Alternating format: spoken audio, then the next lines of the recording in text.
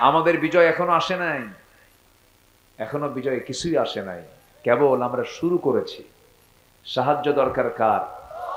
সাহায্য দরকার কার? চাঁদাবাজি আছে না নাই? বলেন বলেন। সুদের কারবার আছে না নাই? জেনার কারবার আছে না নাই? মদের দোকান দিনাজপুরে আছে না নাই? কি হইছে? কিছুই হয়নি, এখন কিচ্ছু হয়নি। আমার 53 বছর দেশ চালাতে দেখলাম আমাদের দেশের নেতাদের। কত বছর? 53 বছর দেশ চালাইছে কেন আপনারা জানেন না? কেউ চালাইছে 25 বছর, কেউ চালাইছে 16 বছর। বুঝতেছেন তো নাকি? কেউ চালাইছে 25 বছর, কেউ চালাইছে 16 বছর, কেউ চালাইছে 9 বছর। মাঝখান দিয়ে মঈনুদ্দিন ফখরুদ্দিনের কয়েক বছর। এই তো সবাই মুসলিম পরিবারের মুসলিম পরিচয় দানকারী ছিল, কিন্তু কেউ ইসলাম দিয়ে দেশ চালায় নাই। অতএব 53 বছর আমরা যা দেখেছি সব দেখা শেষ। আগামীর দেশ আমরা দেখতে চাই কোরআনের দেশ। রাজি আছেন কারা কারা? হাত উঁচু করে দেখান।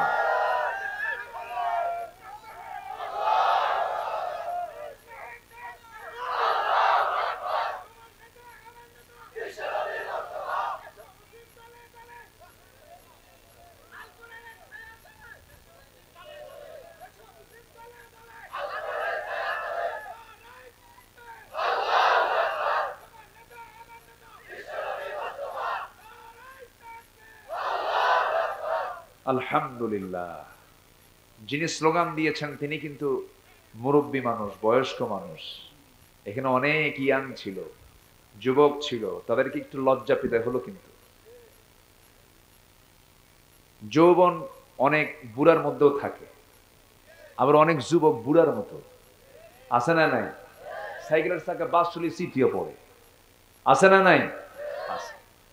যার যৌবন থাকে তার সারা জীবনে যৌবন থাকে। আলহামদুলিল্লাহ, আলহামদুলিল্লাহ বলেন। তাহলে আমরা সব দেখেছি, আমরা এখন কি দেখতে চাই? আসতে বলবেন না, কি দেখতে চাই? কোরআন দেখতে চাইলে কি সহজেই দেখা যাবে? অনেক চড়াই উতরাই আছে না নাই? একটা সংঘবদ্ধ শক্তির দরকার আছে না নাই? আন্দোলন আছে না নাই? সংগ্রাম আছে না নাই? ত্যাগ কুরবানি আছে না নাই? হামলা মামলা আছে না নাই? জেল জুলুম আছে না নাই? জীবন দেওয়া নেওয়া আছে না নাই? রাজি আছেন? রাজি আছেন তো? যত রক্ত লাগে দেব, প্রয়োজনে লোক পাঠাবো, আমি যাব না। হ্যাঁ, এরকম কিছু হবে নাকি? আমার দেশে মুনাফিক কিন্তু কম নাই, বহু মুনাফিক। চেহারা দেখে মনে হয় জিব্রাইল মনে হয় আসমান থেকে নামলো, কিন্তু ওর ভিতরটা পচা। মাকাল ফলটা হিঙ্গল বরণ, দেখতে বড়ই চমৎকার, অন্তরে তার পিরুষ পড়া, বদবু সহে সাধ্যকার। মাকাল ফলটা দেখতে উপর থেকে খুব সুন্দর লাগে, কিন্তু ভিতরটা কি? পচা। কিছু মানুষ আছে সুরতটা খুব সুন্দর মনে হয়, কিন্তু ভিতরটা নোংরা দিয়ে হয়, আছে না নাই? কিন্তু বেলাল বাইরে অসুন্দর ছিলেন, কিন্তু বেলালের ভিতরটা কি ছিল? আহারে কি সুন্দর ছিল বেলাল। তার গায়ে, আফ্রিকান মানুষ তো, যারা গোটা পৃথিবী ঘোরেন, আফ্রিকার মানুষের গায়ে একটা গন্ধ থাকে। আমি এক হজের সফরে, আমার পাশের সিটে এক আফ্রিকান লোক বসা। সে বডিটা কি, মানুষ কালো তো, আল্লাহ একজনকে কালো বানাইছে, কিন্তু বডি দিয়ে দিছে। ওরা যদি এক হাত দিয়ে ধরে, মানে ওদের একটা নখের যে মানে এরিয়া, আমাদের এই কবজি এত মোটা না, তো ওদের যে হাত, ওই হাত দিয়ে যদি শুধু আমাদের মানে যে কোনো একটা জায়গা ধরে, ভেঙ্গে চুরমার হয়ে যাবে। বিশাল বডি। আমি হলাম লম্বাই প্রায় 6 ফিট। সেই লোকটাকে আমি দেখতে নিয়ে দেখি এরকম করে দেখা লাগে। প্রায় 8 ফিট লম্বা মানুষ, 130 কেজি ওজন, ছোট মোটো হাতি। তো দেখি তার গায়ে এরকম একটা কেমন যেন গন্ধ। কিন্তু আল্লাহ তাআলা লেবেল করেছেন, আল্লাহ তাআলা তাদেরকে বাহ্যিক সৌন্দর্য দেন না, কিন্তু গায়ের শক্তি দিয়েছেন। যেরকম সুবহানাল্লাহ, কি দিয়েছেন? জিসমি শক্তি দিয়েছেন। তারই কাতারের একজন মানুষ ছিলেন বেলাল। বাহিরটা খুবই দেখতে খারাপ লাগতো বাহ্যিক ভাবে, চেহারার কোনো সৌন্দর্যই নাই, ঠোঁট এমনি একদিক চলে গেছে, ঠোঁট মোটা তো এমনি একদিক চলে গেছে, নাকটা মোচা, চুলগুলো কুচকানো, এরপরে চোখগুলো ছোট, এমন একটা চেহারার মানুষ বেলাল। আল্লাহ তাআলা তার ভিতরটা কত সুন্দর করে দিয়েছেন, কালিমা দিয়ে নূর দিয়ে ভরপুর করে দিয়েছেন। ভাই সৌন্দর্য দিয়ে কি করবেন আপনি? ইমানের সৌন্দর্যই সবচেয়ে বড় সৌন্দর্য। সেই সৌন্দর্য বেলাল এনেছিলেন তার জীবনে, সেই সৌন্দর্য আমাদের মধ্যে ফিরে আনতে হবে। সাইয়েদনা বেলাল একজন আফ্রিকান নিগ্রো মানুষ ছিলেন, কালিমার দাওয়াত যখন পেলেন কালিমা গ্রহণ করলেন। একজন গোলাম ছিলেন তিনি, ওই মক্কার কুরাইশদের তিনি গোলাম ছিলেন। যে লোকের অধীনে তিনি গোলামি করেছেন সেই লোকটার কানে যখন সংবাদ চলে গেছে আমার গোলাম বেলাল ইসলাম কবুল করেছে, শক্ত করে ধরে বললেন, ধরে বলে ফেলতেছে, বেলাল কি যেন শুনলাম, ভালো করে বলো তো তুমি কি ইসলাম কবুল করছো নাকি? সঙ্গে সঙ্গে বেলাল বলছেন, শুনবেন কেন, দেখে নেন, আশহাদু আল্লা ইলাহা ইল্লাল্লাহ, আমি ইসলাম কবুল করে নিয়েছি। সঙ্গে সঙ্গে উমাইয়া বলে ফেলতেছে, বেলাল তুমি কি জানো এটার ফলাফল কি হতে পারে? বেলাল বলছেন, এটার ফলাফল যদি মৃত্যু হয়ে যায়, মৃত্যুকে হাসি মুখে বরণ করব, ইসলাম থেকে চুল পরিমাণ নড়ব না। জোরে বলি সুবহানাল্লাহ। তার ঈমানকে বিক্রি করেন নাই, দুনিয়াকে বিক্রি করে দিয়েছেন ঈমানের কাছে। ঈমান টিকে থাকবে কিন্তু দুনিয়া চলে যাক কোনো সমস্যা নাই। সেই বেলাল রাদিয়াল্লাহু তাআলা মুখোমুখি হয়ে গেল শত্রুদের, মেরে মেরে রক্তাক্ত করে ফেলে প্রত্যেক দিন তাকে ফেলে আসতো রাস্তায়। একদিন ধরে নিয়ে চলে গেল বাত্তা কুরাইশ। এই নিজের চোখে দেখা আমার এক বন্ধু দেখায় দিলেন, সেই জায়গাটা এখনো আছে। মক্কায় যারা যাবেন ওই জায়গাটা ফাঁকা রাখা হয়েছে, বেলালকে সেই জায়গায় রুটি নরকের মতো নিয়ে মারতো ওই জায়গায়। সেই বেলালকে একদিন মেরে মেরে রক্তাক্ত করে ফেলে বুকুর উপরে বসে বলছে, বেলাল আমি তোরে মারতে মারতে আমি ক্লান্ত হয়েছি, তুই কি ইসলাম ছাড়বি কিনা বল? বেলালের মুখ থেকে একটা আওয়াজ আসতেছে বারবার, আল্লাহ আহাদ, আল্লাহ আহাদ, আল্লাহ আহাদ, আল্লাহ আহাদ, বারবার বলতেছেন বেলাল। এই আওয়াজ শুনে তার রাগটা আরো বেড়ে গেল, মনে খেপে গিয়ে রেগে গিয়ে করলো কি, বাবলা গাছের শক্ত কাঁটা হাতের মধ্যে নিয়ে বাম হাত মুখের মধ্যে ঢুকায় দিয়া বের করে জিহ্বার ভিতরে বাবলা গাছের কাঁটা ঢুকায় দিয়েছে। ফিনকি দিয়ে রক্ত বের হয়ে গেল। বলা হলো, বেলাল রে জিহ্বা তোর বন্ধ করে দিলাম, আল্লাহর নামটার কেমন করে নিবি? বেলাল এবার নখটা উঁচু করে বলতেছে, আমার মনিব উমাইয়া, আমার জিহ্বা অচল করলে হবে কি, আমি আমার দিলের মধ্যে আমার আল্লাহর নাম আমি অঙ্কন করে নিয়েছি। কি লালন তারা করেছেন ঈমানের। আমার আগে যে কথা হলো, যিনি আলোচনা করলেন, কেমন লেগেছে? আলহামদুলিল্লাহ। আমি টোটাল আলোচনা ঘরে বসে শুনেছি। আমাদের শোনার সুযোগ তো কম হয়, শুধু বলার সুযোগটাই পাই বেশি। আল্লাহ তুমি তার কথার মধ্যে আরো বরকত বাড়াইয়া দাও। জি, ছুটি প্রোগ্রাম আছে, এখন তো ছুটতে হয় সবার। জি আলহামদুলিল্লাহ। জি, কুড়িগ্রাম, অনেক দূর, মাত্র কুড়িগ্রাম, 50 গ্রামও না, 100 গ্রামও না, কুড়িগ্রাম। আর আমার মাহফিল গতকালকে ছিল হলো গাজীপুর, আজকে রাতে হলো নারায়ণগঞ্জ, খুব একটা দূরে না তো, আমারটা আরো দূরে, তাই না? তো আমি আপনাদের আবার এলাকার একটা বরকত আছে, উড়াল দেওয়ার একটা সুযোগ এখানে আছে, বিমানে আসা যায়। এই জন্য নারায়ণগঞ্জ যদিও দূর অনেক, কিন্তু প্রযুক্তি একটু কাছে আগায় দিয়েছে। আমি বিমানে এসেছি, আবার এখান থেকে শেষ করেই সময় হাতে খুবই অল্প, জাস্ট আপনাদের একটু বরকত নেওয়ার জন্য আসছি। খুশি হয়েছেন তো নাকি? সবাই খুশি হয়েছেন তো? তো মাহফিলটা শেষ করি, আবার পাখির মতো উড়াল দিয়ে আবার ঢাকা ব্যাক করে সেখান থেকে নারায়ণগঞ্জ যাওয়ার ইচ্ছা আছে। আল্লাহ যেন সুস্থ হালে আমাদের এই সফরগুলোকে যেন করার তৌফিক দান করেন। জোরে বলি আল্লাহুম্মা আমিন। মহান রব্বে করিমের শুকরিয়া যে আমরা একটি অনুকূল পরিবেশ আজকে পেয়েছি, যা 5 অগস্টের আগে আমরা এটা পাইনি।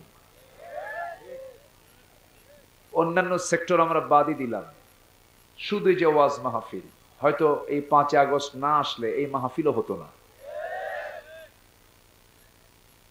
মানে চিরুনি অভিযান চলতো মাহফিলের উপরে। কমিটি থানায় গিয়ে বসে থাকতেন, থানায় আসা যাওয়া করতে করতে কমিটির জুতার তলা ক্ষয় হয়ে শেষ। এখন কি থানার কাছে যাওয়া লাগে না, থানায় আসে? থানায় আসে, এসে বলে কিছু লাগবে কি? আল্লাহ তাআলা এমন অনুকূল পরিবেশ তৈরি করে দিয়েছেন, বলি আলহামদুলিল্লাহ। চিৎকার মেরে বলছি আল্লাহুম্মা ইন্নী আসআলুকা আল হুদা ওয়াত তুকা ওয়াল আফাফা ওয়াল গিনা। সবাই বলি আল্লাহুম্মা আইন্নি আলা যিকরিকা ওয়া শুকরিকা ওয়া হুসনি ইবাদাতিকা। আমরা আল্লাহ তাআলার শুকর আদায় করে নিলাম। আজকের মাহফিলে আমি লক্ষ্য করে দেখছি মানুষ এখনো আসতেছে, আসলে টাইমটা কখন বুঝলাম না। আমার দেশে জুমার আজান হয় 12:30টায়, মুসল্লি কিছু হাজির হয় 1:29:29 আছে না? এরকম কিছু আছে না? আছে। এটা কি সময়ের ব্যবহার? এটা না।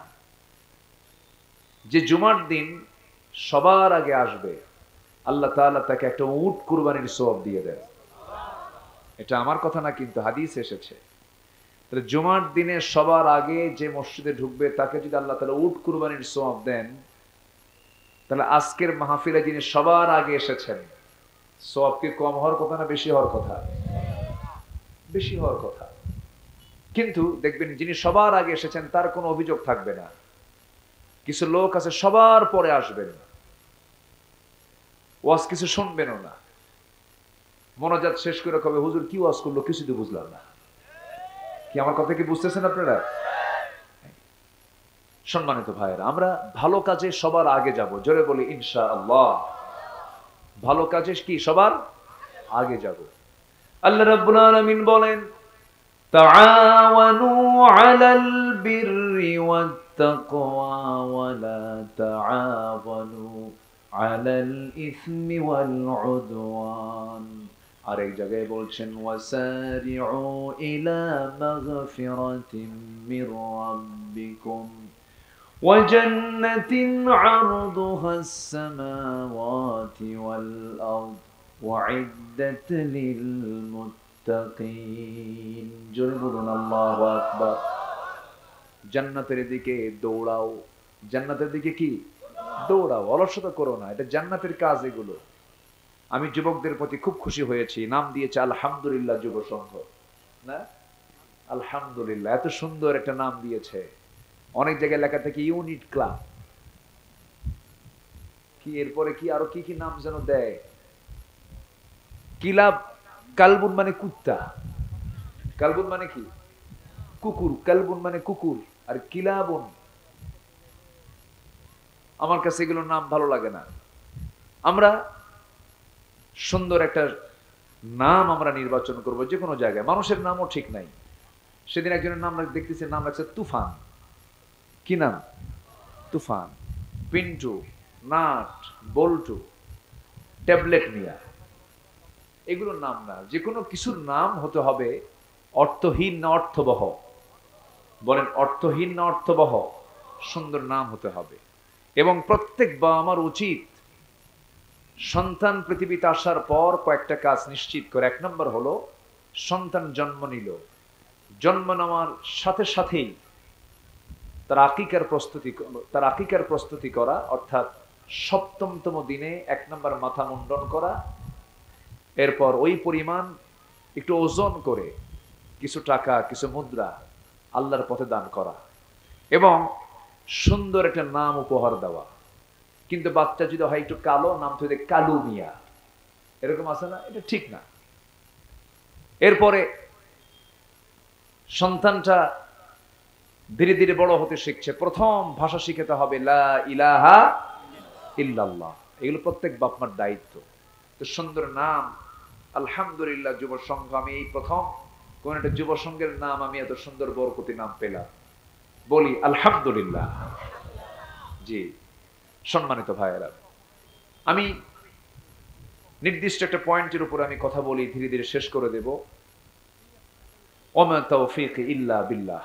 অনেক মা বোন মাহফিলে আসেন, মা বোনদের নিয়ে একটু ওয়াজ কম হয়, আমি এটা প্রায় লক্ষ্য করি। হাজার হাজার মা বোন আসেন, কিন্তু মা বোনদের নিয়ে ওয়াজ একটু করার দরকার আছে না নাই? তাহলে মা বোনদের নিয়ে ওয়াজ করি, তাহলে আপনারা চলে যান নাকি? আবার চলে যাবেন না তো? হুজুর মা বোনদের জন্য ওয়াজ করতেছেন, আমরা আর থেকে কি করি? কিন্তু এই পৃথিবীতে পুরুষ ছাড়া কি নারী চলতে পারে? নারী ছাড়া কি পুরুষ চলতে পারে? থাকতেই হবে। আদম আছে যেখানে, হাওয়া আছে সেখানে, থাকতেই হবে। দুটা যুগল করে দিয়েছেন তিনি কে? আল্লাহ তাআলা। আল্লাহ রাব্বুল আলামিন বলেন, ইন্না খালাকনাকুম মিন যাকারিন ওয়া উনসা ওয়া জাআলনাকুম শুউবান ওয়া ক্বাবাইলা লিতাআরাফু ইন্না আকরামাকুম ইনদাল্লাহি আতকাকুম। জোরে বলুন আল্লাহু আকবার। আমি তোমাদেরকে এক পুরুষ এবং এক নারী থেকে সৃষ্টি করেছি, এরপর বিভিন্ন গোত্র গোত্র ভাষা দিয়েছি, বর্ণ দিয়েছি, যেন তোমরা একে অপরকে চিনতে পারো। তবে তোমাদের মধ্যে সেই বান্দাই সবচেয়ে আল্লাহর কাছে দামি, সম্মানিত, যে বান্দা সবচাইতে বেশি ভয় করে কাকে? আল্লাহকে। আমার মা বোন যারা আসছেন, আমি তাদেরকে ধন্যবাদ জানাচ্ছি মাহফিল অংশগ্রহণ করার জন্য। মাদের দিন বুঝতে হবে। কিন্তু অনেক মা আছেন আসিয়ার সাথে পরিচিত নয়, অনেক মা আছেন খাদিজার সঙ্গে পরিচিত নয়, অনেক মা আছেন সুমাইয়ার সঙ্গে পরিচিত নয়, অনেক মা আছেন হাজেরার সঙ্গে পরিচিত নয়, অনেক মা আছেন ইসলামের ইতিহাসে যাদের অবদান বিশাল, তাদের নাম পর্যন্ত জানেন না, কিন্তু ভারতীয় ফিল্মের নায়িকাদের নাম ঠিকই জানেন। কি ঠিক কিনা বলেন? কিন্তু এটা উচিত নয়। উচিত ছিল মাদের সবার আগে জানা দরকার ছিল হাওয়ার জীবনী, আসিয়ার জীবনী, হাজেরার জীবনী, রহিমার জীবনী। এই ইতিহাসগুলো জানার দরকার ছিল কিনা বলেন? ছিল। আমার মা, একটু অপেক্ষা করুন, ধীরে ধীরে আপনাদের ব্যাপারেও কিছু কথা আমি বলে ফেলবো। সম্মানিত ভাইয়েরা, সম্মানিত বন্ধুগণ, আমরা সবাই চলে যাচ্ছি আল্লাহর কাছে। যাচ্ছি কিনা বলেন তো? কোন দিন যাবেন? হ্যাঁ বলেন বলেন, কোন দিন যাবেন? বলেন যখন তখন। কি বলেন, কোন দিন যাবেন? কি কথাটা বুঝতে পারলেন তো? আমরা সবাই চলে যাচ্ছি আল্লাহর কাছে। কখন?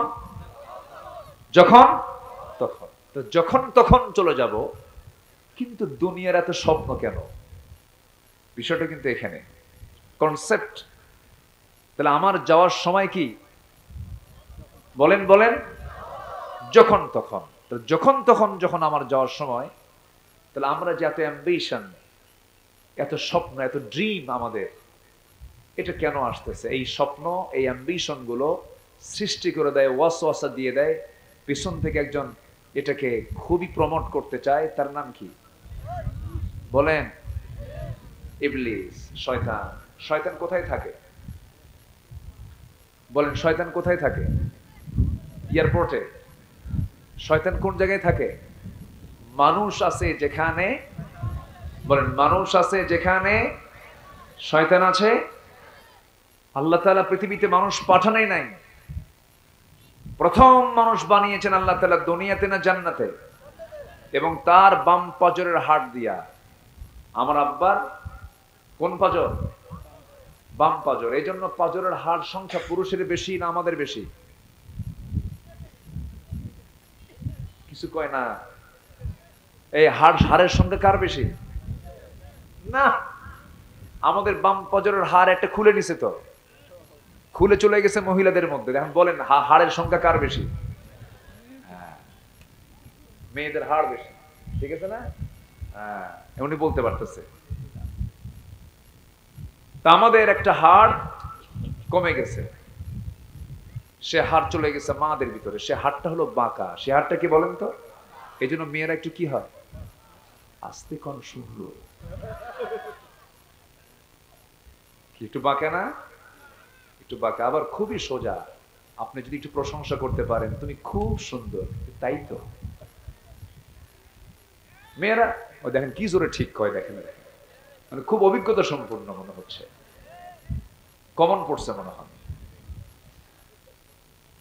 মেয়েরা আল্লাহ তাআলা তাদেরকে ওইরকম করে বানিয়েছেন। এই দুইজন মানুষ জান্নাতের মধ্যে থাকলেন, আমাদের এই দুনিয়াতে তো আশাই লাগতো না। জান্নাতের মধ্যে ভালোই ছিলেন।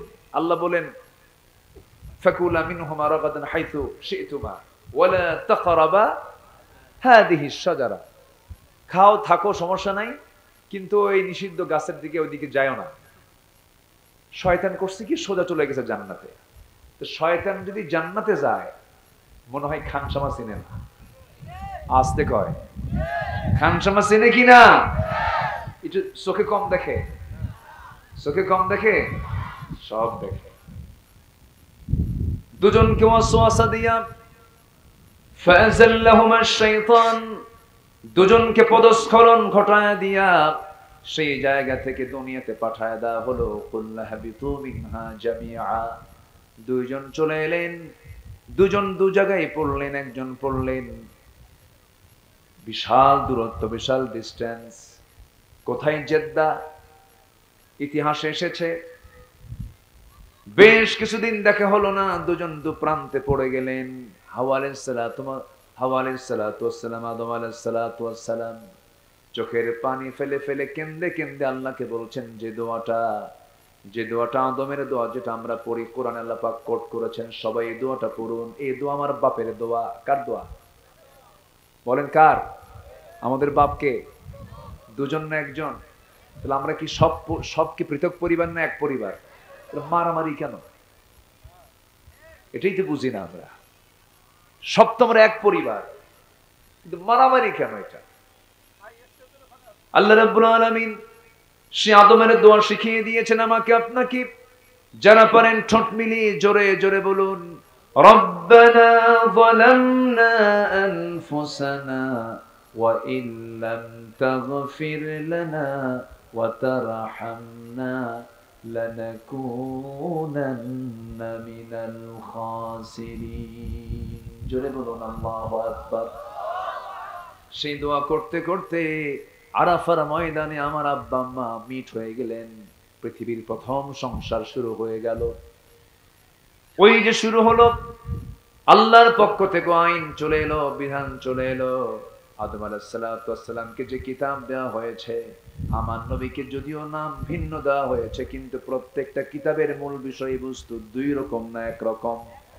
সকল নবীর দাওয়াত একটাই, সেটা হলো সবাই বলুন লা ইলাহা ইল্লাল্লাহু আদামু সাফিয়ুল্লাহ, লা ইলাহা ইল্লাল্লাহু ইব্রাহিমু খলিলুল্লাহ, লা ইলাহা ইল্লাল্লাহ মুসা কালিমুল্লাহ, লা ইলাহা ইল্লাল্লাহু ঈসা রূহুল্লাহ, লা ইলাহা ইল্লাল্লাহু ইসমাঈলু যাবিহুল্লাহ, লা ইলাহা ইল্লাল্লাহু মুহাম্মাদুর রাসূলুল্লাহ সাল্লাল্লাহু আলাইহি ওয়াসাল্লাম। সমস্ত নবীর কালেমা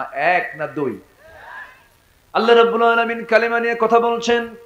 আলাম তারা কাইফা দারাবাল্লাহু মাসালান কালিমাতান তাইয়িবাতান কাশাজারাতিন তাইয়িবাহ আসলুহা সাবিতুন ওয়া ফারউহা ফিস সামা। জোরে বলুন আল্লাহু আকবার। কালেমা কি দুর্বল না মজবুত? বলেন কালেমা দুর্বল না মজবুত?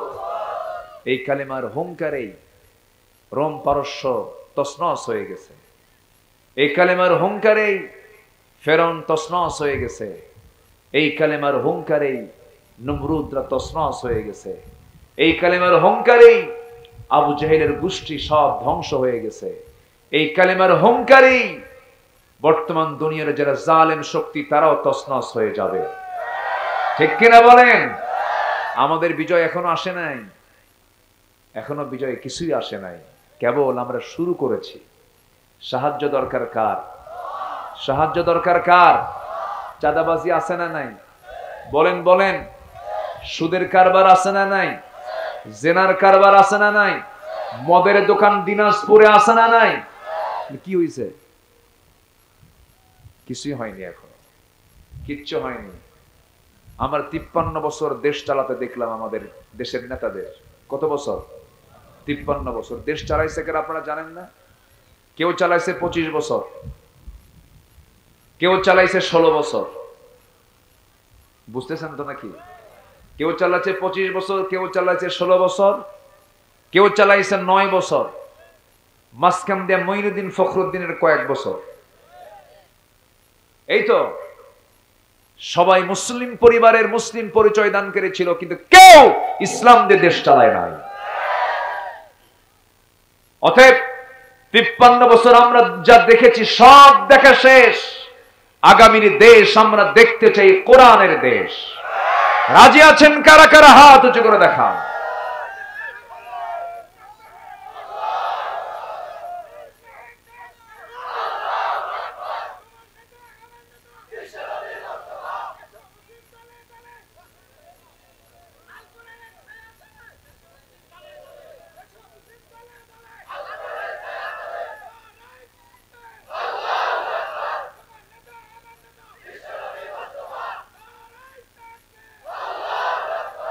আলহামদুলিল্লাহ। যিনি স্লোগান দিয়েছেন তিনি কিন্তু মুরব্বী মানুষ, বয়স্ক মানুষ। এখানে অনেক ইয়াং ছিল, যুবক ছিল, তাদেরকে একটু লজ্জা পেতে হলো। কিন্তু যৌবন অনেক বুড়ার মধ্যেও থাকে, আবার অনেক যুবক বুড়ার মতো আছে না নাই? সাইকেলের চাকা বাস চলে সিটিও পড়ে, আছে না নাই? আছে। যার যৌবন থাকে তার সারা জীবনে যৌবন থাকে। আলহামদুলিল্লাহ, আলহামদুলিল্লাহ বলেন। তাহলে আমরা সব দেখেছি, আমরা এখন কি দেখতে চাই? আসতে বলবেন না, কি দেখতে চাই? কোরআন দেখতে চাইলে কি সহজেই দেখা যাবে? অনেক চড়াই উতরাই আছে না নাই? একটা সংঘবদ্ধ শক্তির দরকার আছে না নাই? আন্দোলন আছে না নাই? সংগ্রাম আছে না নাই? ত্যাগ কুরবানি আছে না নাই? হামলা মামলা আছে না নাই? জেল জুলুম আছে না নাই? জীবন দেওয়া নেওয়া আছে না নাই? রাজি আছেন? রাজি আছেন তো? যত রক্ত লাগে দেব, প্রয়োজনে লোক পাঠাবো, আমি যাব না। হ্যাঁ, এরকম কিছু হবে নাকি? আমার দেশে মুনাফিক কিন্তু কম নাই, বহু মুনাফিক।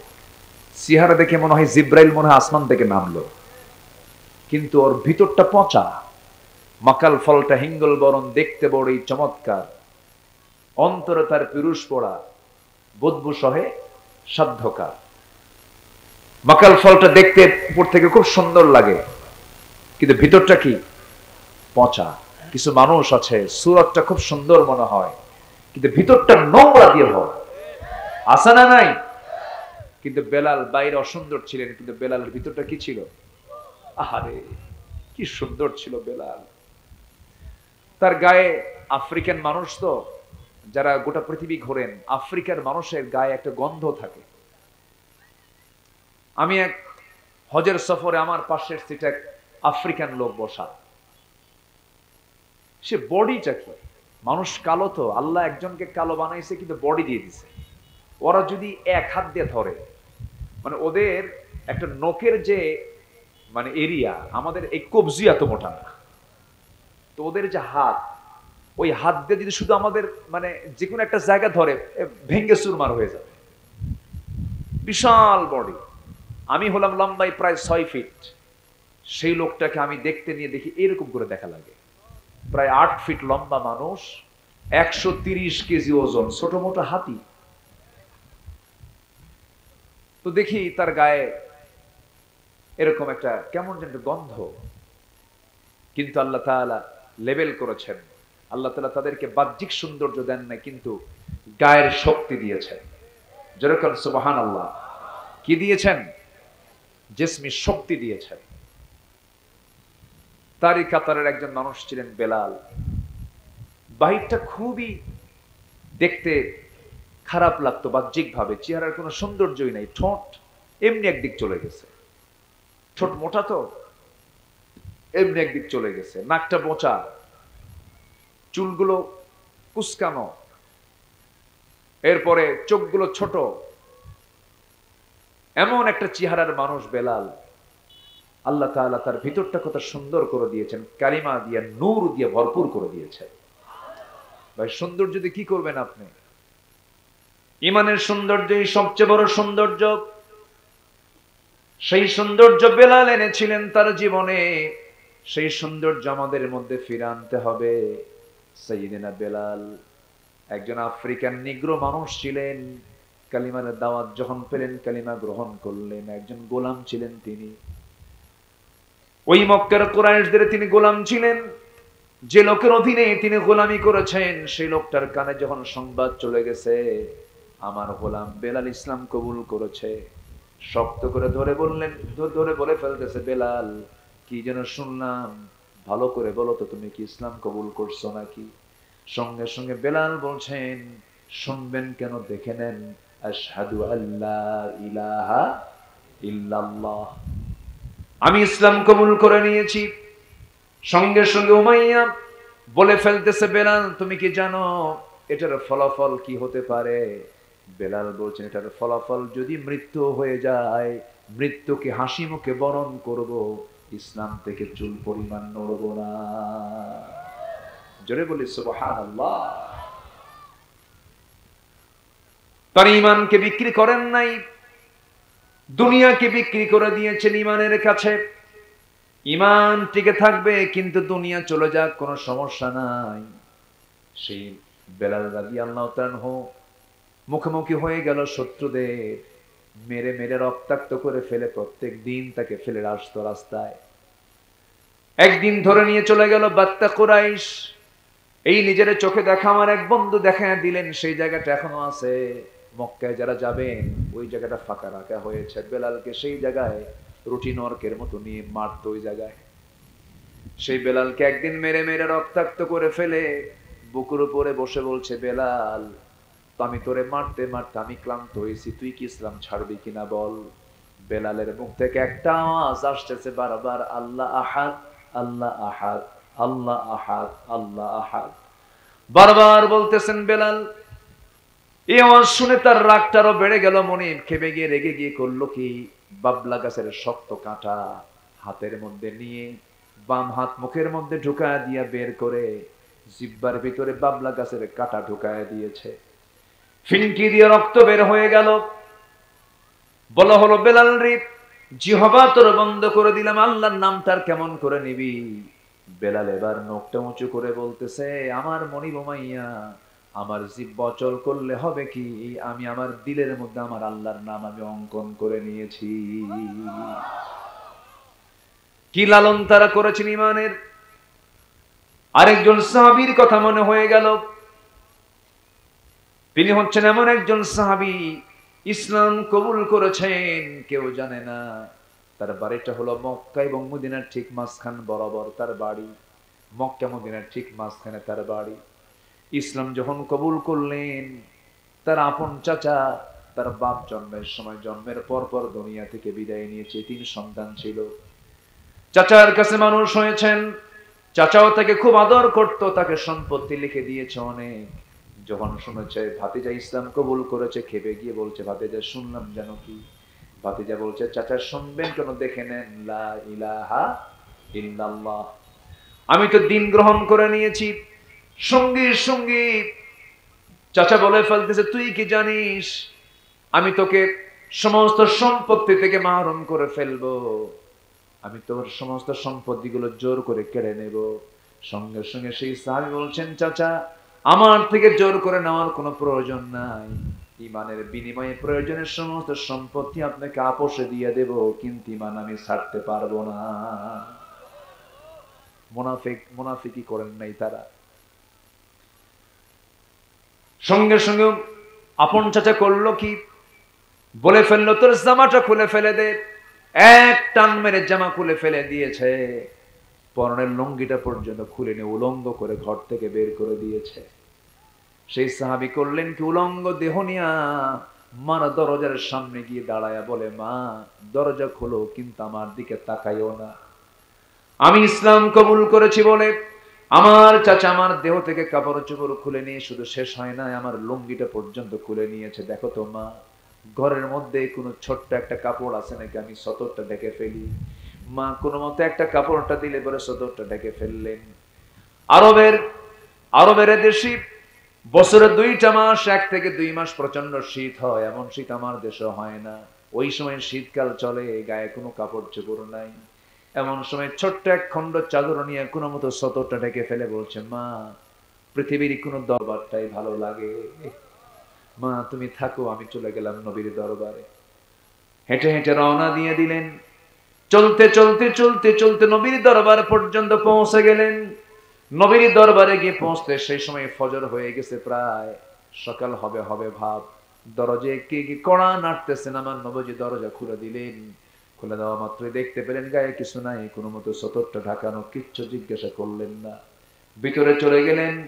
ভিতরে গিয়া আমার নবীজি করলেন কি, তার পরনের সবচেয়ে সুন্দর 2টা জুব্বা আস্তে করে বের করে বাইরে এসে যুবকের হাতে দিয়ে বলছে, যুবক আগে কাপড় দিয়ে তোমার গাটা ঢাকো, এরপরে তোমার কি কথা আছে বলো। জুব্বা তার গায়ে দেওয়া হলো। রাসূল বলছেন, যুবক তুমি এমন উলঙ্গ হয়ে বস্ত্রহীন হয়ে কেন আসছো, কি হয়েছে? হুজুর ইসলাম কবুল করেছি, দুনিয়া বিক্রি করে দিয়ে আমি ঈমানটা কিনে নিয়েছি। যেরকম সুবহানাল্লাহ, কি বিক্রি করে দিছে? দুনিয়া। আমি ঈমানটা কিনে নিয়েছি। আমার রাসূল বললেন, ঠিক আছে, তোমার চাচা তোমাকে বস্ত্রহীন করেছে, আর আমি তোমাকে আমার জুব্বাটা তোমাকে দিয়ে দিলাম। তোমার জন্য দোয়া করি, আল্লাহ তোমাকে যেন দ্বীনের জন্য কবুল করে নেন। আর কাফের বেঈমানদের জন্য তোমার জন্য দোয়া করি, তোমার জান মাল কাফের বেঈমানদের জন্য যেন আল্লাহ তাআলা হারাম করে দেন। এই দোয়া করার সঙ্গে সঙ্গে সাহাবী বলছেন, ইয়া রাসূলুল্লাহ, আপনি আমার জন্য উল্টা দোয়া করেন কেন? আমার তো মন চায় আমি শহীদ হয়ে জান্নাতে চলে যাই। কাফেররা যদি আমাকে না মারতে পারে আমি শহীদ হব কেমনে? আপনি এমন উল্টা দোয়া করলেন কেন? রাসূল বলছেন, ওরে আমার প্রিয় সাহাবী, চিন্তা করো কোন আব্দুল্লাহ যুল বাজদাইন, শোনো, ওয়া ইম্মা তাআলা ফিরাশিহি, তোমার মৃত্যু যদি বিছানায় হয়ে থাকে, ঈমান যদি মজবুত থাকে, শাহাদাতের তামান্না যদি লালন হয়, আল্লাহ তোমাকে বিছানায় মৃত্যুর মধ্য দিয়াও শহীদের দরজা দিয়ে দিবেন। কোনো চিন্তা করো না, যাও। রাসূল তাকে পাঠায়া দিলেন। সব সাহাবীর মধ্যে সবচেয়ে বড় আওয়াজ করে এই আব্দুল্লাহ যুল বাজদাইন কোরআন তেলাওয়াত করতেন। সাহাবায়ে কেরাম বিরক্ত হয়ে রাসূলকে বলতেন, হুজুর নতুন একজন সাহাবী আসছে, খুব জোরে জোরে কোরআন তেলাওয়াত করে। রাসূল বলছেন, ও আমার সাহাবীরা, আমার আব্দুল্লাহর তেলাওয়াতে বাধা দিও না, কারণ আমার আব্দুল্লাহ দুনিয়া বিক্রি করে ঈমানটা কিনে নিয়েছে। জোরে কান সুবহানাল্লাহ, আর জোরে কান সুবহানাল্লাহ। আমার নবীজি জিহাদের ময়দানে রওনা দিলেন। ওই যুদ্ধে এই যে মাজলুম সাহাবী আব্দুল্লাহ যুল বাজদাইন অংশগ্রহণ করলেন। যুদ্ধ শেষ হয়ে গেছে, ফেরত আসতেছেন মদিনার দিকে। হঠাৎ করে নবীর কানে সংবাদ এলো, হুজুর আপনি জানেন কিনা আপনার প্রিয় সাহাবী আব্দুল্লাহ যুল বাজদাইন খুব অসুস্থ হয়ে পড়েছে। রাসূলের চোখে পানি চলে এলো। রাসূল বলছেন, সাহাবীরা আমার আব্দুল্লাহর সেবা করো, শুশ্রূষা করো, আমার প্রিয় সাহাবী আব্দুল্লাহ যেন কোনো ত্রুটি না হয়। 3 দিন পরে নবীর তাবুতে এসে সংবাদ চলে এলো, হুজুর আমার আব্দুল্লাহ যুল বাজদাইনকে বাঁচাতে পারলাম না, আব্দুল্লাহ যুল বাজদাইন কিছুক্ষণ আগে ইন্তেকাল করেছে। আমার নবীর চোখে পানি চলে এলো। রাসূল বলছেন, সাহাবীরা আমার সে আব্দুল্লাহ যুল বাজদাইনের জানাজার আয়োজন করো, গোসল করায়া দাও, কাফনের কাপড় পরায়া দাও, কবর তোমার রেডি করে ফেলো। আব্দুল্লাহ যুল বাজদাইনের জানাজার দায়িত্ব আজকে আমি কাউকে দেব না, আমি রাসূল নিজে তার জানাজা পড়ায়া দেব। একটু জোরে বলুন সুবহানাল্লাহ, একটু জোরে বলুন সুবহানাল্লাহ। ঈমান আছে যার ভাগ্য ভালো তার, ঈমান আছে যার ভাগ্য ভালো তার। আমার বন্ধুগণ, একটু কান লাগাবেন, মনোযোগ দিয়ে কথাগুলো শুনবেন। আমার নবীজি বললেন, যাও জানাজার আয়োজন করো। জানাজা শুরু হয়ে গেছে। আমার নবীজি জানাজায় দাঁড়ায় গেলেন, কাদা কাদা কণ্ঠে জানাজা পড়াচ্ছেন। জানাজা যখন শেষ হয়ে গেল, আমার নবীজি সাহাবীদেরকে বলেন, সাহাবীরা, আমার আব্দুল্লাহর কবরটা কোথায় খনন করেছে? হুজুর, ওই যে দুই পাহাড়ের মাঝখানে চিপার মধ্যে আমরা তার কবরটা রেডি করেছি। আমার নবীজি বললেন, ও সাহাবীরা, আমার আব্দুল্লাহকে তোমরা একা কবরে নেবে না, আমাকে কবরের পাশে নিয়ে যাও। আব্দুল্লাহর কবরে আব্দুল্লাহকে নামানোর দায়িত্ব কাউকে দেব না, আমি রাসূল নিজে তার লাশটা নিজে কবরে নামায়া দেব। জোরে কোন সুবহানাল্লাহ। আমার নবীজি কবরের পাশে গিয়ে দাঁড়ালেন। এবার বললেন, আমার আবু বকর কোথায়? আসো। আমার ওমর কোথায়? আসো। আবু বকর এইদিকে আসো, ওমর এইদিকে আসো। নবীজি কবরের মাটিতে নামলেন। ডান দিকে সাইয়েদনা আবু বকর নামলেন, আমার নবীর বাম পাশে ওমর ফারুক নামলেন। পৃথিবীর তিন সেরা মানুষ একজন ব্যক্তির কবরে নেমেছে। কবরবাসীর ভাগ্যটা কত ভালো দেখেন। আমার নবীজি হাত দুটা গায়ে দিলেন, হাত দুটা গায়ে দিয়ে বলছেন, সাহাবীরা, আমার প্রিয় আব্দুল্লাহর লাশটা আমার হাতে তুলে দাও। লাশটা যখন হাতে নিলেন, রাসূল বলছেন, আবু বকর মাথাটা ধরো, ওমর পাটা ধরো। তিনজন মিলে কবরে শোয়া দিলেন। শোয়া দিয়া আমার নবীজি বুকের উপরে হাত রেখে বলছেন, আরশের মালিক আল্লাহ, এতটুকু সময় পর্যন্ত আমি আব্দুল্লাহর উপরে সন্তুষ্ট আছি, তুমি আল্লাহ আমার আব্দুল্লাহর প্রতি রাজি সন্তুষ্ট হয়ে যাও। এই কথা বলার সঙ্গে সঙ্গে পাশে দাঁড়িয়ে থাকে একজন দামি সাহাবী, সাদ বিন আবি ওয়াক্কাস নামে একজন সাহাবী, যিনি সমুদ্র অতিক্রম করেছেন বিনা নৌকায়, বিনা জাহাজে, ঘোড়া ডাবরায়া দিয়া এক পার্শ্ব থেকে অপর পার্শ্ব পর্যন্ত অতিক্রম করেছেন, ঘোড়ার খুর পর্যন্ত ভিজে নাই। এত বড় দামি সাহাবী সাদ বিন আবি ওয়াক্কাস, তিনি পাশে দাঁড়ায়া দাঁড়ায়া ইতিমের মতো কেঁদে কেঁদে বলছে, আল্লাহ, আজকে আমি জীবিত সাদ বিন আবি ওয়াক্কাস না হয়ে যদি ওই আমার প্রিয় ভাই আব্দুল্লাহর কবরের বাসিন্দা হতাম, আমি নিজেকে বড় ধন্য মনে করতাম। জোরে বলি সুবহানাল্লাহ, আরো জোরে বলি সুবহানাল্লাহ। আমার বন্ধুগণ, আমার প্রিয় ভাইয়েরা, আমার নবীজি কবরে শোয়া দিলেন, তার জন্য দোয়া করে দিলেন। এই যে এত বড় ত্যাগ স্বীকার করেছেন, এই জন্যই তো তাদের এমন প্রাপ্তি হয়েছে। আমার বন্ধুগণ, সেই জন্য পৃথিবীতে যত সম্পদ আছে এর মধ্যে সবচেয়ে বড় সম্পদ হলো ঈমান। ঈমানকে আমরা নষ্ট করব না, ঈমানকে আমরা লালন করব। সেই ঈমানটাকে টিকে রাখার জন্য কিছু কাজ আমরা শিখে যাই। সময় খুবই অল্প, আজান হয়ে গেছে। আমি যদি আর মিনিট 15-20 যদি কথা বলি, কষ্ট হবে নাকি? কষ্ট হবে না তো? প্রয়োজন আমরা আসর নামাজটা একটু একটু পরে পড়ি নাকি? না, এটা নিয়ে আবার ফতুয়া টতুয়া হবে নাকি? আবার দয়া করে কেউ ফতুয়া দিবেন না। আমার দেশে ফতুয়া খুব বেশি হয়। একজন ফতুয়া দিল, কিয়ামত পর্যন্ত হরতাল হারাম। তাহলে এই যে 5ই আগস্টের বিজয়টা আসলো, এখন ওরা কি ফতুয়া দেবে বলেন তো? ওদের ফতুয়া তো উল্টে গেছে। বিজয়ের পর যারা দিয়েছে ফতুয়া যে কিয়ামত পর্যন্ত হরতাল হারাম, ওরাই আবার উপদেষ্টাকে দাওয়াত দিয়া তাকে আমন্ত্রণ করে দাওয়াত খেলে। এরকম মুনাফিকের কিছু আলামত আছে না নাই? বলেন তো, আছে না নাই? কথা এবং কাজের মধ্যে তাদের এলোমেলো ভাব খুঁজে পাই। সম্মানিত ভাইয়েরা, আমরা একটা বিজয় পেয়েছি, এই বিজয়কে ধরে রাখতে হবে। আমাদের আসল বিজয় সেই দিন হবে যেদিন আমরা দেখতে পাবো এই সবুজ ভূখণ্ডে ব্রিটিশি ল কোর্ট থেকে সরে সেই জায়গায় কোরআনের ল চালু হয়ে গেছে। ঠিক কিনা বলেন? কোরআনকে আমরা শুধু কাগজের পাতায় হাফেজের মাথায় দেখতে চাই না, কোরআনকে আমরা দেখতে চাই সমাজের পাতায় পাতায়, কোর্টে, সচিবালয়ে, পার্লামেন্টে, গণভবনে, বঙ্গভবনে। ঠিক কিনা? আল্লাহ কবুল করুন, আল্লাহ কবুল করুন, আল্লাহ কবুল করুন। সম্মানিত ভাইয়েরা, কিন্তু আমাদের সবচেয়ে বড় বিষয় হলো আমরা তো ঈমানটাকে টিকে রাখতে পারি না। মাত্র 10 টাকার কাছে ঈমান বেচে ফেলি। আছে না নাই? বলেন তো, আছে না নাই? 10 টাকার কাছে কি করে ফেলি? ঈমান বিক্রি। ইউসবিহু মুমিনান ওয়া ইউমসি কাফিরান। এমন একটা সময় আসবে সকালবেলা ইমানদারের ইমান থাকবে, বিকেলবেলা কাফের হয়ে যাবে। সেই দিন যেন আমরা এখন ফিল করছি, লক্ষ্য করছি। সম্মানিত ভাইরা, সেই ক্রান্তি লগ্নে আমরা, সেই সময় আমাদের সবচেয়ে বড় চ্যালেঞ্জ হলো আমাদের ইমানটাকে টিকে রাখতে হবে। এই উঠতেছে কেন? এই ছেলে বসো, বসো। কষ্ট পাইলা? তোমার দিয়ে সবাইকে থামায় দিলাম, একটু বসে। ওখানে কি বেচে? ওটা কি বিক্রি করে? এই ধমক দিয়েন না, ওর ব্যবসা তো। আচ্ছা আব্বু, তুমি একটু দূরে থাকো, সব কাজ তো একসাথে হয় না, কেউ উঠবেন না। আমি জাস্ট একটা মেসেজ আপনাকে দিতে চাই। সবাইকে জান্নাত পেতে চান? আজ থেকে সবাইকে জান্নাত পেতে চান? একটু কারা কারা একটু হাত তুলে দেখেন তো। কেউ কি বাদ আছে বলেন তো? হাত নামান। যদি এখন বলি জোহর নামাজ পড়ছেন কারা কারা, সবার হাত কি উঠবে? আমি তো হাত তুলতে বলি নাই। আপনি আরেকজনকে লজ্জায় ফেলবেন কেন? পড়ছেন আবার মাস্তানি দেখাচ্ছেন নাকি? আমি হাত তুলতে বলবো না এখন। জান্নাত কিন্তু আমরা সবাই পেতে চাই, সবাই হাত তুলেছি। কিন্তু আমি যদি বলি যারা জোহর নামাজ পড়েছেন কারা কারা, সবার হাত কি উঠবে?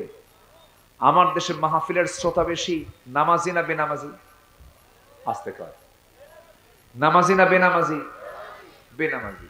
যদি আল্লাহি, যদি আজকে যদি সবাই যদি নামাজি শ্রোতা হতো, সবাই অধিকাংশ যদি নামাজি শ্রোতা হতো, আমি এক্ষুনি আলোচনা ব্রেক করে নামাজে দাঁড়িয়ে যেতাম, আবার আলোচনা শুরু করতাম। কিন্তু সেই পরিবেশ আমি পাবো না। কেন? নামাজ শুরু হওয়ার সঙ্গে সঙ্গেই কিছু মারবে দৌড়। এই মাহফিলের পরিবেশ আর ফিরে পাওয়া যাবে না। কি কথা কি বোঝা গেল? কথা কি বোঝা গেল? মানে হুজুর ওয়াজ শুনবো আমি, সমস্যা নেই, কেঁদে জারজার হয়ে যাব, নামাজের বয়ানটা বাদ দিয়া। আছে না নাই? নামাজ ছাড়া কি জান্নাত পাওয়া যাবে? এক সাহাবী এসে বললেন, আমি শর্ট হাদিস বলছি, এক সাহাবী এসে বললেন, ইয়া রাসূলুল্লাহ, আমাকে বেশি আমল দিবেন না, আমি কয়েকটা আমল করে জান্নাত পেতে চাই। রাসূল বলেন, তুমি কও তুমি কি কি আমল করতে চাও? সেই সাহাবী বললেন, ইদা সাল্লাইতুল মাকতুবাত ওয়া সুমতু রমাদান ওয়া আহলালতুল হালাল ওয়া হাররামতুল হারাম ওয়া লাম আযিদ আলা যালিকা শাইআন আদখুলুল জান্নাতা ইয়া রাসূলুল্লাহ? ক্বালা নাআম। এক সাহাবী বলছেন, হুজুর আমি যদি চারটা কাজ করি, কি কি বলো? নাম্বার 1 হলো 5 ওয়াক্ত নামাজ যদি সময় মতো পড়ি, রমজান মাসে রোজা যদি ঠিক মতো আদায় করি, হালালকে হালাল জেনে হালাল ভিত্তিক জীবন যাপন করি, হারামকে হারাম জেনে হারামকে বর্জন করে চলি, আমি কি জান্নাত পাবো নাকি? রাসূল মুস্কি হাসি মেরে বললেন, সাহাবী তুমি নিশ্চিত জান্নাতি। জোরে বলে সুবহানাল্লাহ। আজকে নামাজের কথা কেউ বলে না। 53 বছরে সংবিধানের সংশোধন হয়েছে 17 বার। কতবার বলেন? 17 বার সংবিধানের সংশোধনী এসেছে। কোন সংবিধানের, কোন পার্লামেন্টের, কোন জায়গায় কোনদিন একজন মুসলমান বিল টানল না, নামাজের বিল। নামাজের বিল কেউ সংসদে প্রস্তাব আকারে আসলো না, অথচ সবাই কিন্তু মুসলমান। যে নেতা আপনাকে নামাজের জন্য সতর্ক করে না, যে নেতা আপনার হাতে মদের বোতল তুলে দেয়, এই যুবকরা শোনো, যে নেতা তোমার হাতে ইয়াবা তুলে দেয়, অস্ত্র তুলে দেয়, জেনার জন্য নারী তুলে দেয়, ওই সমস্ত নেতাদের মুখে জুতা মারো, থুতু মারো। আমরা নতুন বাংলাদেশ গড়তে চাই। আমরা এমন একটি সুখী সমৃদ্ধশালী দেশ গড়তে চাই যেখানে একজন মন্ত্রী এবং একজন রাস্তার মানুষ সবার সমান অধিকার থাকবে। ঠিক কিনা? এমন একটি সুন্দর সোনালী সমাজ যদি গড়তে হয়, প্রয়োজন কিসের বিধান? আসতে বলবেন না, কিসের বিধান? এর জন্য যদি ময়দানে কাজ করতে হয়, জান মাল দিতে হয়, দিতে রাজি আছেন তো? নামাজ পড়া কি? রোজা রাখা কি? হজ করা কি? সমর্থবানের যাকাত দেওয়া কি? জিহাদ করা কি? আস্তে কয়, আরো আস্তে কয়, আরো আস্তে কয়। জিহাদ নাকি নাই অনেকে কয়, কে জিহাদ বদরে হয়ে গেছে, খন্দকে হয়ে গেছে। আমার দেশে আবার কিসের জিহাদ? সব তো মুসলমান, যারা মদের দোকান নিয়ে বসে ওরা মুসলমান নাকি? যারা বেশ্যাবৃত্তির লাইসেন্স দেয়, যারা মদের দোকান দেয়, যারা সুদের কারবার করে, সুদকে যারা প্রমোট করে, এলাকায় তো সুদ নাই, আসতে কয়। এই সময় কেউ উঠবেন না, উঠলি ভাববো ওটাই সুদ খায়, বসে থাকে। সুদের কারবার আছে না নাই বলেন? তাহলে এই সুদের বিরুদ্ধে, জেনার বিরুদ্ধে, মদের বিরুদ্ধে কথা বলতে গেলে জিহাদের দরকার আছে না নাই? তো বিরুদ্ধে অবস্থান নেওয়াই তো জিহাদ।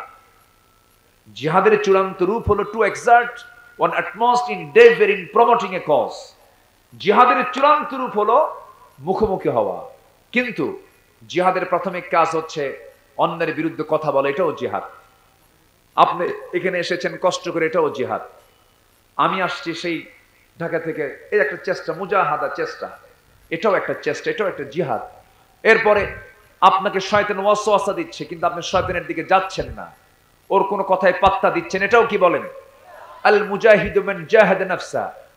আরেকটা হাদিস আসছে, আল মুজাহিদু মা নাহাল্লাহু আনহু।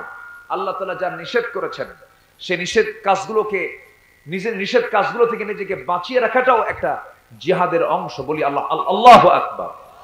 সম্মানিত ভাইয়েরা, তাহলে সেই জিহাদের তামান্না প্রত্যেক হৃদয়ে লালন করার দরকার আছে না নাই? আসতে বলবেন না, আছে না নাই? জালিম টিকতে পারে না, তার বাস্তব দৃশ্য আল্লাহ তাআলা বাংলাদেশের মুসলমানকে দেখিয়ে দিয়েছেন। ফেরাউন বেঁচে ছিল 1600 বছর, বিগত সরকার বেঁচে ছিল হলো 16 বছর। সংখ্যা যা মিলল কেমনে বুঝলাম না।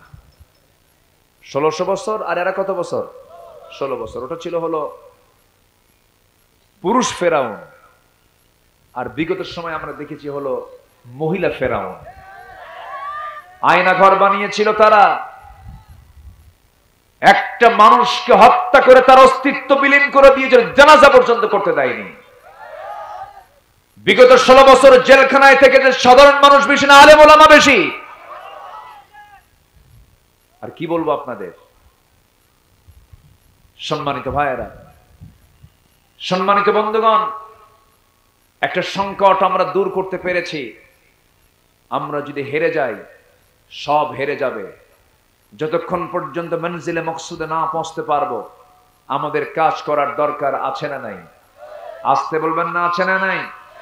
আল্লাহ কবুল করুন, জোরে বলি আমিন।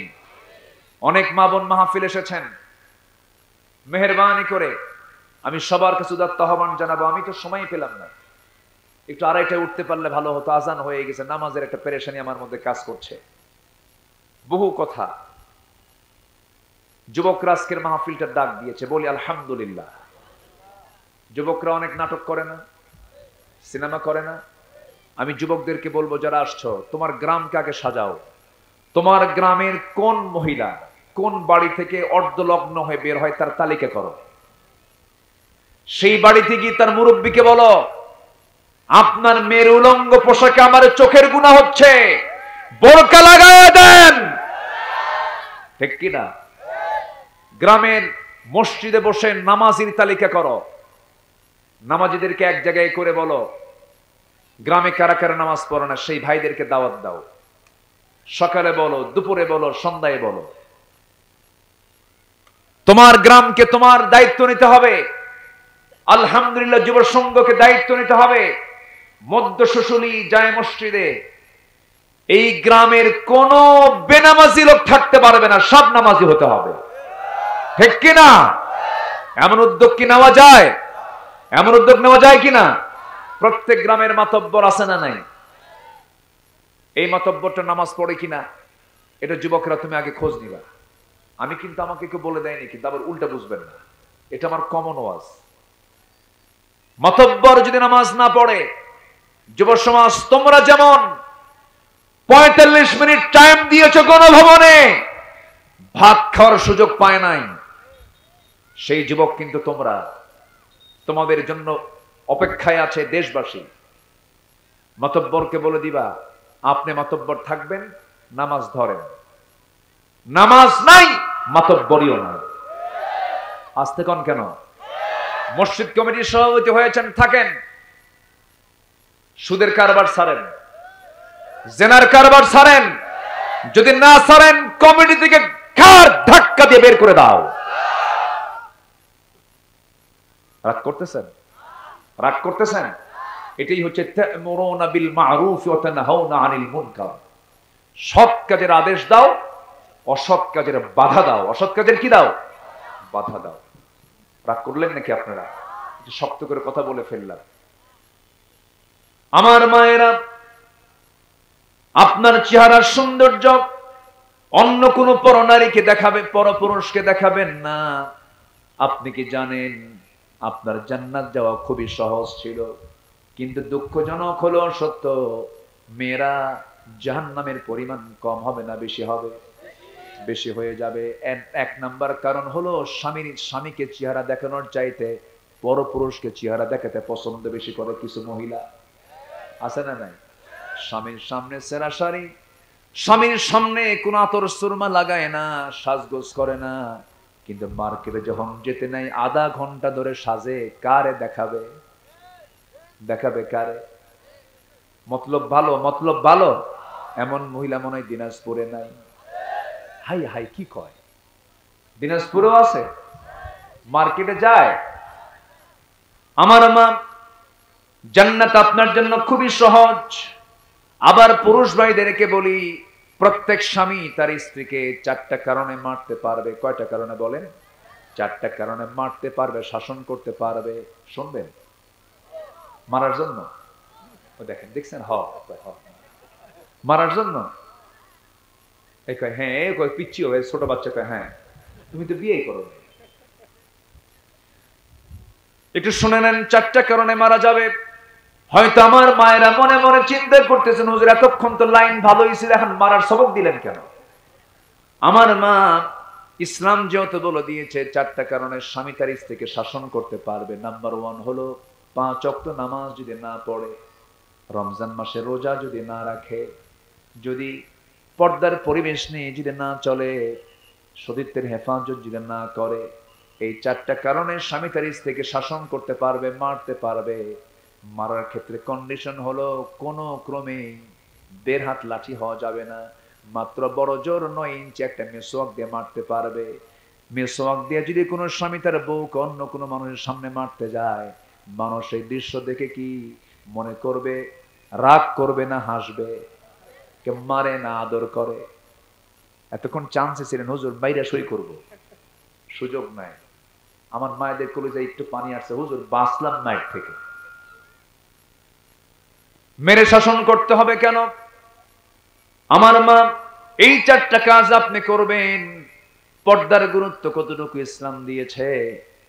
ফাতিমা রাদিয়াল্লাহু আনহার যখন ইন্তেকাল হয়ে যাবে, রাসূল স্বপ্নের মধ্যে আবু যর গিফারীকে স্বপ্নের মধ্যে জানিয়ে দিলেন, আবু যর, আমার কলিজার টুকরা মেয়ে ফাতিমা দুনিয়াতে আর নাই রে। ঘুম তার ভেঙে গেল। সিরাত গ্রন্থে এসেছি, সেই জায়গা থেকে সোজা আলীর ঘরে গিয়ে বলছে, আলী রে, তুমি আমাকে সংবাদ দাও না, কিন্তু রাসূল আমাকে সংবাদ জানিয়ে দিয়েছেন ফাতিমার দুনিয়াতে নাই। ফাতিমার ওসিয়ত ছিল, আমার স্বামী দিনের বেলা জানাজা না দিয়া রাতের বেলা জানাজা দিবেন, কারণ দিনের বেলা জানাজা দিলে পরে লক্ষ মানুষের সমাগম হবে। আমি মহিলা মানুষ, আমার লাশ সবার সামনে থাকবে। আমি কতটুকুন লম্বা, কতটুকুন খাটো, চিকন মোটা মানুষ আন্দাজ করতে পারবে। এই জন্য আমার জানাজা দিনের বেলা না দিয়ে রাতের বেলা কয়েকজন মানুষকে নিয়ে জানাজা দিয়ে দিবা। জানাজায় বেশি লোক হওয়া, কম লোক হওয়া জান্নাতের মাপকাঠি নয়। জান্নাতের মাপকাঠি হতেছে প্রকৃত ঈমান। ঠিক কি না? চোরের জানাজাও কোটি মানুষ হয়, ডাকাতদের জানাজাও লাখ লাখ মানুষ হয়। কি ঠিক কিনা বলেন? জানাজার লোক সংখ্যা কোনো বিষয় নয়। ফাতিমার ইন্তেকাল হয়ে গেল, রাত্রিবেলা জানাজা হয়ে গেল, 2-1 মানুষ কিনে জানাজা হয়ে গেছে। আবু যর গিফারী কবর খনন করতেছেন, পাগলের মতো হয়ে গেছেন। রাসূলকে স্বপ্নে দেখেছেন, কোদাল মারতেছেন আর চোখের পানি ফেলে ফেলে কেঁদে বলছেন, ও আল্লাহ, আজকে কবরে এমন একজন মানুষের আগমন হবে, খাতুনে জান্নাত, হাসান হোসেনের মা, বিশ্বনবীর আদরের দুলালী ফাতিমা। ওরে কবর, এই কবরবাসীর সঙ্গে যেন কোনো বেয়াদবি না হয়। কিতাবে আসছে, কবরের ভিতর থেকে মানুষের মতো আওয়াজ বের হয়ে আসছে। কবর থেকে আওয়াজ আসতেছে, আবু যর, তুমি যে কথাগুলো বললা কবর তা শুনবে না। কবর শুনবে হলো ঈমান থাকলে পরে কথা শুনবে, আর ঈমান যদি না থাকে এই কবরের এক প্রান্তের মাটি অপর প্রান্তে যাবে, অপর প্রান্তের মাটি অপর প্রান্তে চলে যাবে, হাড় হাড্ডি সব মাটির সঙ্গে মিশে দেওয়া হবে। আমার মায়েরা, এজন্য বলি নামাজের ব্যাপারে সতর্ক হয়ে যান, স্বামীর আনুগত্যের ব্যাপারে সতর্ক হয়ে যান, সংসারমুখী হয়ে যান, পর্দার দিকে খেয়াল করেন, শিরকের কাজে যাবেন না, নিজের সতীত্বের হেফাজত করবেন, নিক্কণ সুরে কথা বলবেন না, দুনিয়ার জীবনে একটু লালন করে চলুন, ইসলামটাকে মেনে চলুন, চিরকালীন জান্নাত আপনার জন্য আল্লাহ তাআলা অপেক্ষায় রেখে দিয়েছেন। জোরে বলি সুবহানাল্লাহ। আল্লাহ মাদেরকে আমল করার তৌফিক দান করুন। যুব সমাজ যারা আছো এখানে বলছে হুজুর যুব সমাজের অবক্ষয় নিয়ে একটু কথা বলবেন। কি বলি, যুব সমাজ বিশেষ করে মোবাইল, এটা খুব সতর্ক থাকতে হবে। নাম্বার 2, নোংরাম কোনো প্রেম চলবে না। এগুলো আছে না নাই বলেন তো? গার্লস স্কুলের সামনে দিয়া বসে থাকে এতিমের মতো, মনে বাপও নাই মাও নাই। এগুলো লস প্রজেক্ট। বই মানে ওই প্রেমিকের জন্য তুমি যে ফুসকা টুসকা খাওয়ায় দিবে, এগুলো সব টাকা লস। এগুলোর দিকে যাইও না, নোংরামি করো না। আল্লাহ যুব সমাজকে হেফাজত করুন। জোরে বলি আমিন। হুন্ডার পিছনে নিয়ে ঘোরে এমন যুবক আছে না নাই? বিয়ে কিন্তু হয় না, বিয়ের আগে যারা ঘুরবে এরকম মহিলা নিয়ে, বিয়ের পরে তাদের শান্তি হবে না, শুধু কিলাকিলি হবে। কি হবে? কিলাকিলি হবে। আল্লাহ যুব সমাজকে হেফাজত করুন। জোরে বলি আমিন। সকল প্রকার নেশা থেকে তোমরা দূরে থাকবে, আল্লাহ কবুল করুন। জোরে বলি আল্লাহুম্মা আমিন। আমি খুবই ধন্যবাদ জানাচ্ছি আপনাদের, প্রচন্ড ধৈর্য শক্তি আপনাদের। একটা লোক ওঠেন নাই, নড়েন নাই, আলহামদুলিল্লাহ। এবং মাহফিল কমিটি বসার জন্য আমার মন চাচ্ছিল যে এখানে কি পল দিয়েছে, খড় দিয়েছে কি? এই ইমরান, খড় দেওয়া নাই ভিতরে? খড় দেওয়া হয়নি, এটা মিস্টেক হয়ে গেছে। এই জন্য মানুষগুলো অনেক দূরে দূরে দাঁড়ায়ও ছিল, কারণ নিচে তো ময়লা। একটু খড় দিলে ভালো হতো। ওরা একটু কষ্ট দিয়েছে আপনাদের, কিছু মনে করবেন না, বোঝে নাই ওরা। যাই হোক, অনেক কষ্ট করে বসেছিলেন, আলহামদুলিল্লাহ। আল্লাহ আপনাদের সবার অংশগ্রহণকে কবুল করুন। জোরে বলে আমিন। কেউ উঠবেন না, তার আগ দিয়ে আমাকে বলেছে হুজুর একটু যদি কালেকশনটা আপনি যদি বলতেন। চাদর কি গেছিল ভিতরে? চাদর কি দেওয়া হয়েছিল? আচ্ছা, পিছন থেকে একটু দিয়ে দেন, পিছন থেকে আসুক যুবক।